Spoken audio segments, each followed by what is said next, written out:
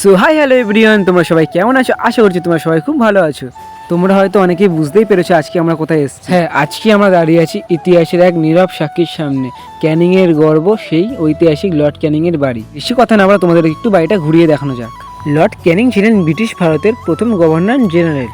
1857 সালে সিপাহি বিদ্রোহের সময় ইনি ভারতের শাসনভার সামলেছিলেন। ইতিহাসে ইনি পরিচিত সেলিমেন্সি ক্যানিং নামে, কারণ ইনি প্রতিশোধ নয়, ইনি ক্ষমার পথ বেছে নিয়েছিলেন। এই বাড়িটি ছিল ব্রিটিশ ভারতের তখনকার সময়কালের একটি গুরুত্বপূর্ণ রেসিডেন্ট। এই বাড়িটি আর আগের মতো ব্যবহার করা হয়নি, কিন্তু আশেপাশের এই গাছপালা এবং এই বড় বড় গেট এবং এই পরিবেশটি আমাদেরকে বুঝিয়ে দেয় এখনো মতো ইতিহাসের ছাপ বহন করে চলেছে। আজ আমরা এখানে এসেছি একটি বাড়ি বা একটি জায়গা দেখতে নয়, বরং নিজের চোখে একটি ইতিহাসের অধ্যায় দেখতে।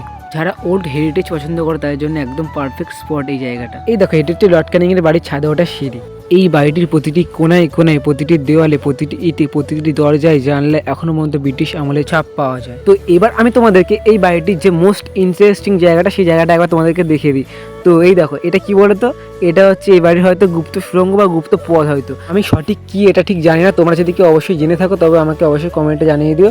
তো আমি এর ভিতরের অবস্থা ঠিক ভালোভাবে দেখাতে পারলাম না, ক্যামেরার অবস্থা খুব খারাপ ছিল যেহেতু, সেই জন্য আমি বাইরে থেকে তোমাদেরকে একবারেই পুরো ঘরটার ভিতরের অবস্থাটা দেখিয়ে দিই। তো যেখানে সবকটাই প্রায় ঘরের একই রকম অবস্থা, প্রায় এরকম ধ্বংসস্তূপের মতো হয়ে আছে। তো আস্তে আস্তে বাড়িটি এরকম প্রায় পুরো ভাঙনের দিকে এগোচ্ছে।